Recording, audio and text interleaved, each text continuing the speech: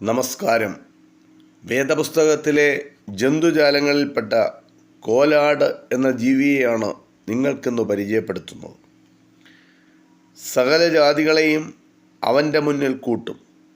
അവനവരെ ഇടയൻ ചെമ്മരിയാടുകളെയും കോലാടുകളെയും തമ്മിൽ വേർതിരിക്കുന്നത് പോലെ വേർതിരിച്ച് ചെമ്മരിയാടുകളെ തൻ്റെ വലത്തും കോലാടുകളെ ഇടത്തും നിർത്തും.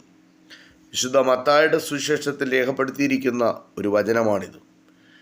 അന്ത്യന്യായവിധി ദിവസത്തിലെ സംഭവങ്ങളെ ഉപമയുടെ സഹായത്താൽ ചിത്രീകരിക്കുകയാണ് ഇവിടെ ചെയ്തിരിക്കുന്നത്. രണ്ടിനം ആടുകളുടെയും സ്വഭാവവിശേഷങ്ങളാണ് ഈ വേർതിരിവിന് ആധാരം. സൗമ്യതയും ശാന്തതയും അനുസരണവുമുള്ളവരെ ചെമ്മരിയാടുകളായും അഹങ്കാരവും മുഷ്കും അക്രമവുമുള്ളവരെ കോലാടുകളായും ചിത്രീകരിച്ചിരിക്കുന്നു. കോലാടുകൾക്ക് തലയെടുപ്പും ബലവും തൻ്റെ ഇടവും ചെമ്മരിയാടുകളെ അപേക്ഷിച്ച് കൂടുതലാണ്. ആട്ടിൻകൂട്ടത്തിന് മുമ്പായി നടക്കുന്ന മുട്ടാടുകളെപ്പറ്റി ഇരമ്യാവ് പറയുന്നത് ഇങ്ങനെയാണ്: മൃഗങ്ങളിൽ വെച്ച് ശക്തിയേറിയതും ഒന്നിനും വഴിമാറാത്തതുമായ സിംഹവും നായാട്ടുനായും കോലാട്ടുകൊറ്റനും ചന്തമായി നടക്കുന്നു എന്നാണ് ശലോമോൻ രാജാവും പ്രസ്താവിച്ചിരിക്കുന്നു.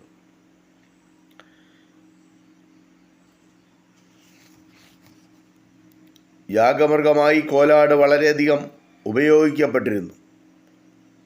തൻ്റെ മകനായ ഇസഹാക്കിനെ ബലികഴിക്കുവാൻ സന്നദ്ധനായ വിശ്വാസികളുടെ പിതാവായ അബ്രഹാമിനെ വിലക്കിയിട്ട് അതിനു പകരമായി ദൈവം കോലാട്ടുകൊറ്റനെ നൽകി. ഉൽപ്പത്തി പുസ്തകത്തിലാണ് ഈ വിവരണമുള്ളത്. പാപയാഗത്തിനായിട്ടാണ് കോലാട്ടുകൊറ്റൻ പൊതുവെ ഉപയോഗിക്കപ്പെട്ടിരിക്കുന്നത്. പാപയാഗത്തിനായി 2 കോലാട്ടുകൊറ്റന്മാരെ കൊണ്ടുവരണം. ചീട്ടിട്ട് യഹോവയ്ക്ക് ചീട്ട് വീണ കോലാടിനെ യാഗമായി അർപ്പിക്കണം, മറ്റതിനെ സ്വതന്ത്രമായി വിട്ടുകളയണം എന്നൊരു നിർദ്ദേശവും ലേവ്യ പുസ്തകത്തിൽ നമുക്ക് കാണാൻ കഴിയും. പാപങ്ങൾ അനവധി ചെയ്തിട്ട് പരിഹാരത്തിനായി ബലിമൃഗമായി ഓടി നടക്കുന്നവരെ ശക്തമായി ശ്വാസിക്കുന്ന വാക്യങ്ങളും വിശുദ്ധ വേദപുസ്തകത്തിലുണ്ട്. ഞാൻ കാളകളുടെ മാംസം തിന്നുമോ, കോലാട്ടുകൊറ്റന്മാരുടെ രക്തം കുടിക്കുമോ? സങ്കീർത്തനത്തിൽ ചോദിക്കുകയാണ്.